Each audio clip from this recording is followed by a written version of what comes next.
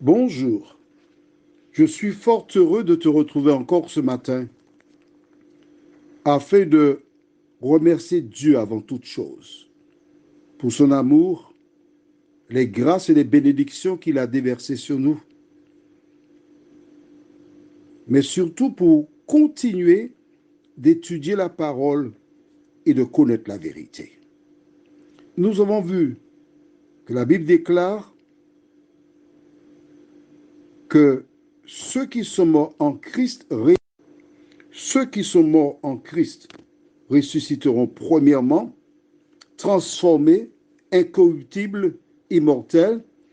Les saints seront aussi transformés et l'ensemble de ces personnes seront emmenées sous les nuées dans les airs et partiront avec le Seigneur. Aujourd'hui, nous verrons la suite. Que se passera-t-il après la résurrection? Mais juste avant, prions. Notre Seigneur et notre Dieu, nous sommes heureux de découvrir les projets que tu as pour tes enfants dans la parole. Merci, Saint-Esprit, de nous conduire encore, afin que nous puissions non seulement nous tenir près de toi, mais nous préparer pour l'éternité. Seigneur, nous comptons sur toi. Au nom de Jésus et pour ta gloire éternelle. Amen. Je lis du livre de 1 Corinthiens 2 au verset 9 ce qui suit. Mais, comme il est écrit, oui, ce sont des choses que l'œil n'a point vues, que l'oreille n'a point entendues, et qui ne sont point montées au cœur de l'homme, des choses que Dieu a préparées pour ceux qu'il aime. Je reprends, c'est trop beau. Mais comme il est écrit, ce sont des choses que l'œil n'a point vues, que l'oreille n'a point entendues, et qui ne sont point montées au cœur de l'homme, des choses que Dieu a préparées pour ceux qu'il aime. De quoi s'agit-il? J'espère que tu as ton cahier et de quoi noter. Rappelle-toi, quand Jésus était sur terre, il a fait une promesse que nous trouvons dans Jean 14, les versets 1 à 3.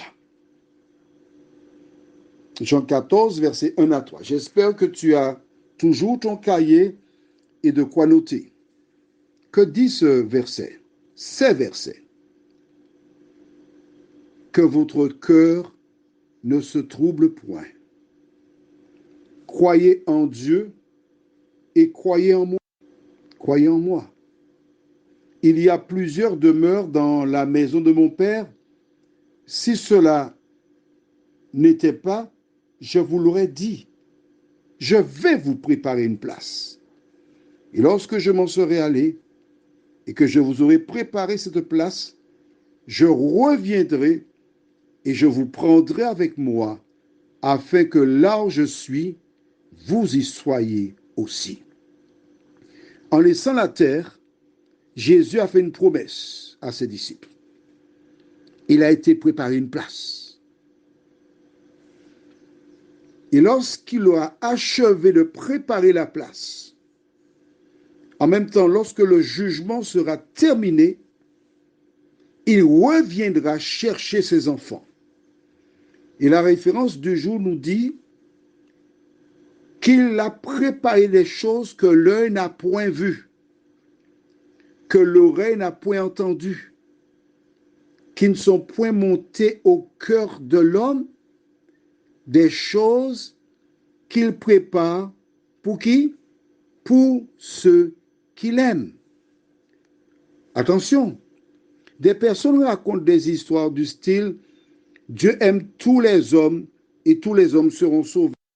Ce n'est pas vrai. Ce n'est pas vrai.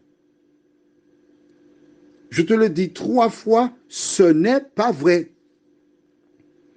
Tu as 2 yeux, un cerveau, et tu as lu, le texte dit que ce sont des choses que Jésus prépare pour ceux qui l'aiment.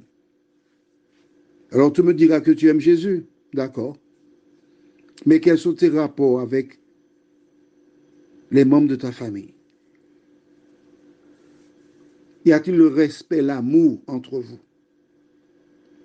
Comment vis-tu avec tes voisins? Qu'en est-il des membres de ton parti politique ou de ta communauté religieuse? Beaucoup de personnes entretiennent de mauvaises relations avec les leurs et estiment que Jésus les prendra ainsi. Ce n'est pas vrai. Dans le livre de Jean chapitre 17, Jésus déclare, il te faut lire tout le chapitre, c'est très beau. C'est le chapitre où Jésus a fait une prière. Je disais, le Notre Père, c'est une prière pour apprendre aux gens à prier. Mais la prière que Jésus a faite, c'est dans Jean 17.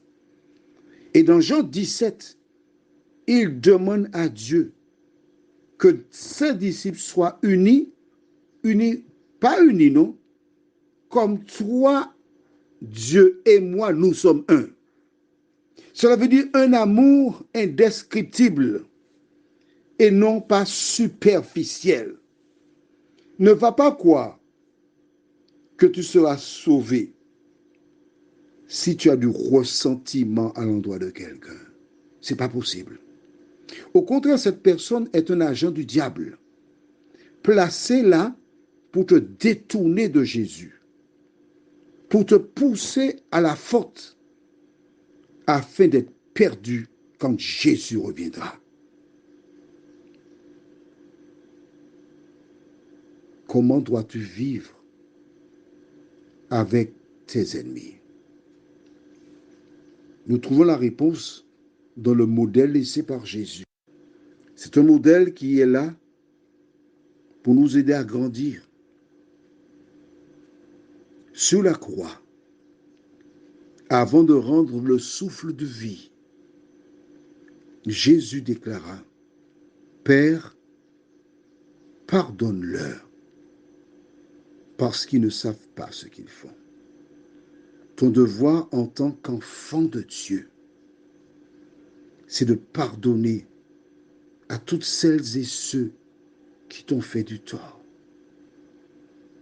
Demandez à Dieu d'ouvrir les yeux pour qu'ils réalisent leur erreur, qu'ils changent de conduite et qu'ils plaisent à Dieu.